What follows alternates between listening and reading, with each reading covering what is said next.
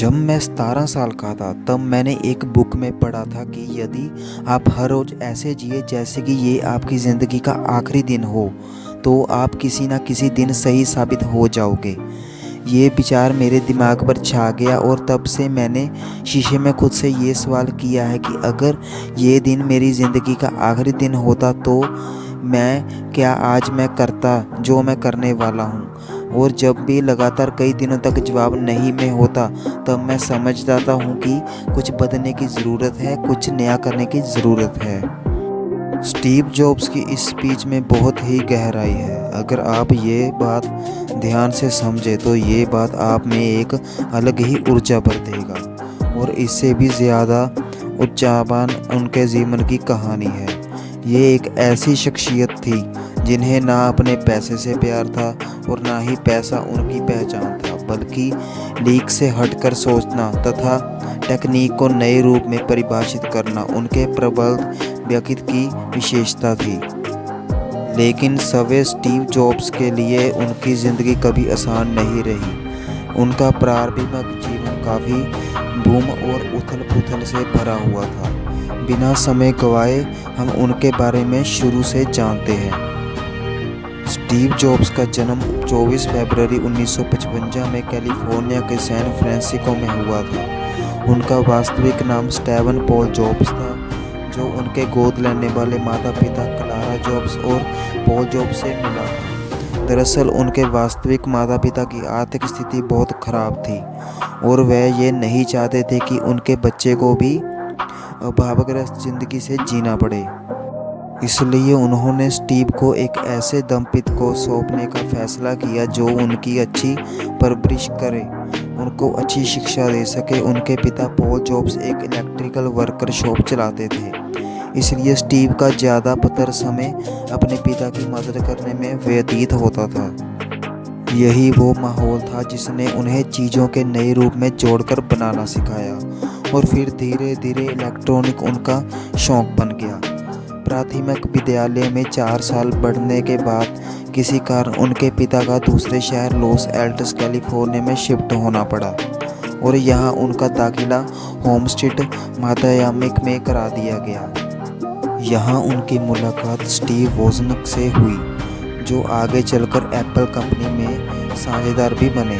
वोजनिक का भी दिमाग काफ़ी तेज था और उन्हें भी इलेक्ट्रॉनिक से बहुत प्यार था। शायद इसलिए दोनों में ही जल्दी दोस्ती हो गई। स्कूली शिक्षा पूरी करने के बाद स्टीव जॉब्स ने आगे की पढ़ाई जारी रखने के लिए रीड कॉलेज में एडमिशन तो ले लिया, लेकिन इस कॉलेज की फ़ीस इतनी महंगी थी कि उनके माता पिता के लिए उसे दे पाना संभव नहीं हो रहा था। और स्टीव जॉब्स को भी अपने माता पिता का पैसा बर्बाद करना अच्छा नहीं लगा, क्योंकि उन्हें उस पढ़ाई से ज़्यादा दिलचस्पी नहीं थी।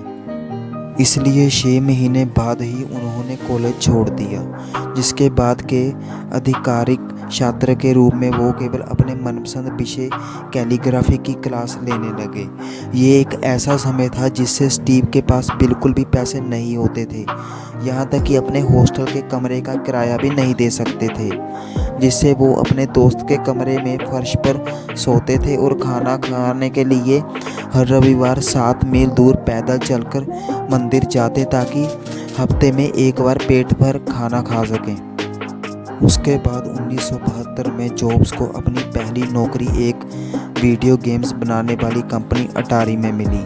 वो वहाँ कुछ वर्षों तक काम किया, लेकिन जैसा ही होता है हर इंसान के ज़िंदगी का एक आध्यात्मिक पक्ष भी होता है और उसे पाने के लिए हर किसी का तरीका भी अलग। स्टीव के आध्यात्मिक पूर्ति का स्थान भारत था और जिसके लिए उन्होंने पैसे बचाने शुरू किए। 1974 में वो भारत अपने दोस्त डैनियल कोटके के साथ आए, जो बाद में जाकर एप्पल कंपनी के एम्प्लॉय भी बने। भारत में वह 7 महीने रहे और बौद्ध धर्म को पढ़ा और समझा, जिसके बाद वो वापस अमेरिका चले गए और फिर से अटारी कंपनी में अपना काम करने लगे। और यहीं पर स्टीव जॉब्स और स्टीव वोजनिक फिर अच्छे दोस्त बन गए। दोनों ने मिलकर काम करने का सोचा और यहाँ दोनों की रुचि इलेक्ट्रॉनिक में थी, तो कंप्यूटर बनाना उनके लिए सही फैसला था और दोनों ने मिलकर अपने पापा के छोटे से गैरेज से अपने जुनून की हकीकत को बदला।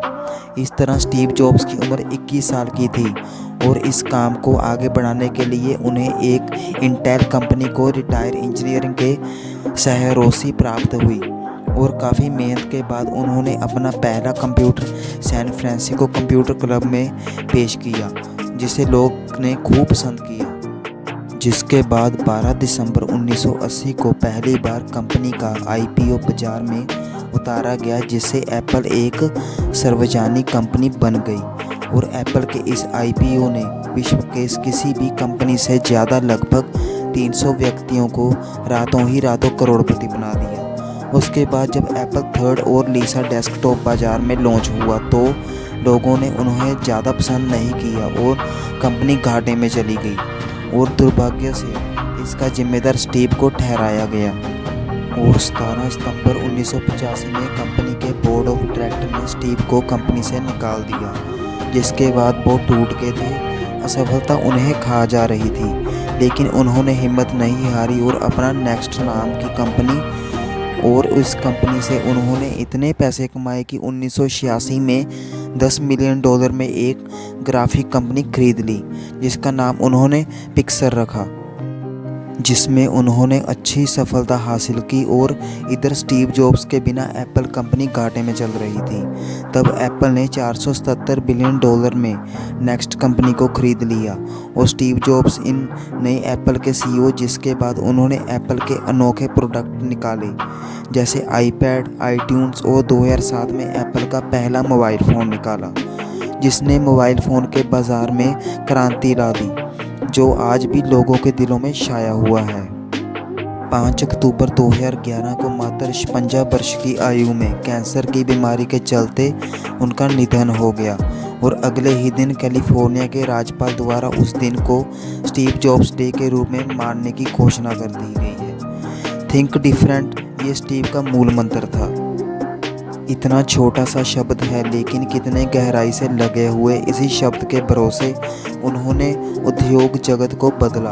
उनका हमेशा से ये मानना था कि जीवन में यदि हमें सफल होना है तो किसी का भी इंतज़ार किए बिना अकेला चलना सीखना पड़ेगा। अगर आपको ये वीडियो अच्छी लगी हो तो वीडियो को लाइक कर दीजिएगा, शेयर कर दीजिएगा और चैनल को सब्सक्राइब कर दीजिएगा।